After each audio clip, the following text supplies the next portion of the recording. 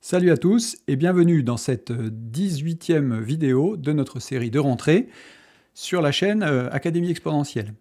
Alors dans cette vidéo, nous allons voir comment factoriser des expressions du second degré de manière facile sans calculer le delta, dans les cas évidemment où ça marche pas tout le temps, mais dans des cas simples, s'habituer à regarder s'il n'y a pas moyen de faire ça rapidement plutôt que de se lancer dans des calculs. Alors allons-y tout de suite sur notre tableau pour y jeter un œil.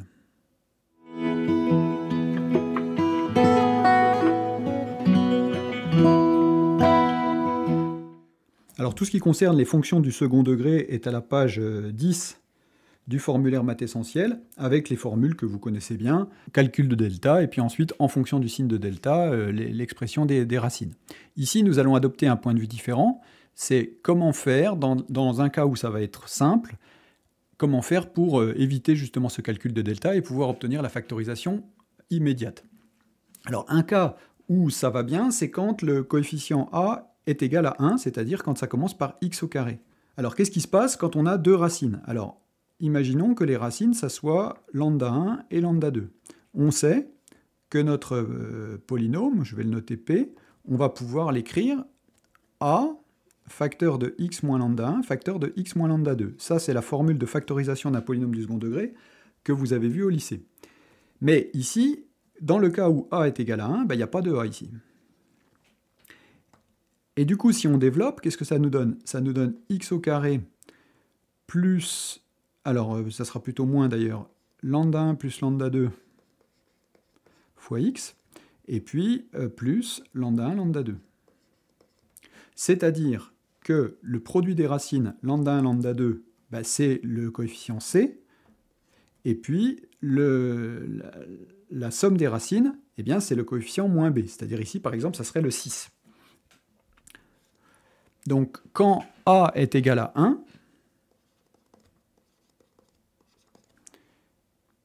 on a que lambda 1, lambda 2 est égal à C, et que lambda 1 plus lambda 2 est égal à moins B. Alors ça, c'est quelque chose que vous avez déjà vu en classe, sauf que vous disiez que le produit des racines, c'est C sur A, et la somme des racines, c'est moins B sur A.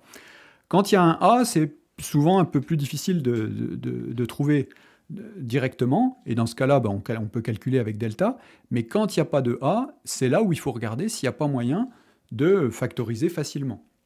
Alors, c'est ce qu'on va voir dans notre exemple.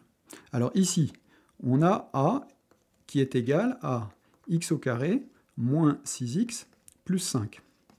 C'est-à-dire qu'on aurait lambda 1, lambda 2 qui serait égal à 5, le produit est égal à 5, et lambda 1 plus lambda 2 qui serait égal à moins 6, c'est-à-dire à 6. Donc on chercherait deux nombres dont la somme vaut 6 et le produit vaut 5. Bon, ça, on voit immédiatement que on va pouvoir en prendre un, alors peu importe le numéro qu'on lui donne, lambda 1 ou lambda 2, donc on va pouvoir en prendre un qui vaut 1 et l'autre qui vaut 5. Évidemment, 5 plus 1 égale 6, 5 fois 1 égale 5. Et donc, on a nos deux racines, ce qui fait qu'on peut écrire que notre polynôme A est égal à, donc, factorisation x moins 1, facteur de x moins 5. Alors, même chose avec B, qui est égal donc à x au carré plus x moins 12. On aurait donc le produit lambda 1, lambda 2 qui serait égal à moins 12. Alors, à noter d'ailleurs que quand ce produit est positif, ça veut dire que les deux racines vont avoir le même signe, et que quand le produit est négatif, les deux racines vont avoir un signe différent. Et du coup, ici, elles vont avoir un signe différent avec lambda 1 plus lambda 2, donc la somme, qui serait égale à moins 1, puisque c'est moins b. On cherche donc deux nombres dont la somme vaut moins 1 et le produit vaut moins 12. Alors, ici, il faut essayer de réfléchir. 12, un produit qui vaut 12, ça pourrait être 2 fois 6, mais ça ne fera pas une somme qui vaudra moins 1. Par contre, ça peut être 3 fois 4, c'est-à-dire un écart entre les deux valeurs absolues, disons, qui soit de 1. Donc, on se dit, on va faire 3 fois 4. Puis il va falloir mettre le moins sur l'un des deux. Et ce qu'on veut, c'est que la somme fasse moins 1. Et donc, il faut faire 3 plus moins 4. Et donc, on voit bien que 3 fois moins 4, ça va nous faire moins 12. et que 3 plus moins 4, ça va nous faire moins 1. Ça marche bien, et donc on peut écrire notre factorisation de b, qui va être égale donc à x. Alors on a dit les racines c'est 3 et moins 4, donc x plus 4, facteur de x moins 3. Alors ici, donc pour le c, on aurait que lambda 1, lambda 2 serait égal à 4, et puis que lambda 1 plus lambda 2 serait égal, alors attention, c'est moins b, donc moins 5. Alors, pour faire 4, on ne va pas chercher des choses compliquées, ça va être 1 fois 4 ou 2 fois 2. Après, si c'est des fractions, évidemment, ça va être beaucoup plus difficile, ça va être plus difficile à deviner, et dans ce cas-là, on ne s'embêtera pas, on fera delta, parce que si ça prend plus de temps à essayer de deviner qu'à faire delta, ça ne sert à rien. Ici, on cherche à résoudre dans les cas où ça marche bien, c'est-à-dire en gros où c'est des entiers, quoi. Hein. Alors ici, on voit bien que 1 fois 4, ça donne 4, et que 1 plus 4, ça donne 5. Mais le problème, c'est que nous, on veut moins 5. Bon, alors évidemment, ici, l'astuce, c'est moins 1 plus moins 4 est égal à moins 5. Et puis, quand le produit est égal à 4, ça veut dire qu'ils sont de même signe, hein, bien sûr. Et donc, pareil, moins 1 fois moins 4 est égal à 4, ça marche aussi. Et donc, la factorisation du C, ça va être donc x moins moins 1, c'est-à-dire x plus 1, facteur de x moins moins 4, c'est-à-dire x plus 4. Pour ce qui est du D, on a donc que le produit lambda 1, lambda 2 serait égal à moins 3. Alors, négatif, donc les deux racines seraient de signe contraire, et que lambda 1 plus lambda 2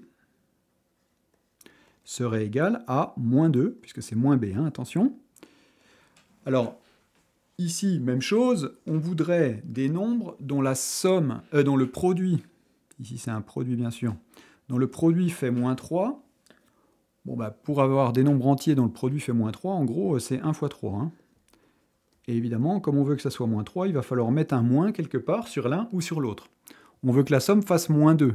Bon, pour que la somme fasse moins 2, il faut faire 1 plus moins 3, bien sûr. Et du coup, ça donne moins 2. Et ici, il faut mettre moins 3 pour que ça fasse bien moins 3.